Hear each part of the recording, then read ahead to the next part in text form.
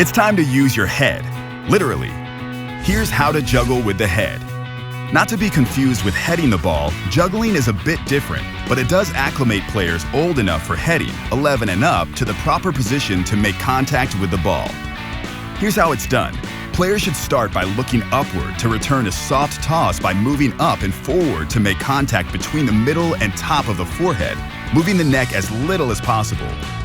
Imagine a seal bobbing a beach ball up and down, not back and forth. After a few successful taps, checking for position and accuracy, encourage them to try 2 bounces. Remember, these are gentle touches, like a seal, not a ram. Now try to increase juggles. As players get more comfortable, they'll also acclimate to keeping their eyes open when they make contact. That's important too. Let's see that one more time. Look up. Contact with the upper forehead. Keep the neck static.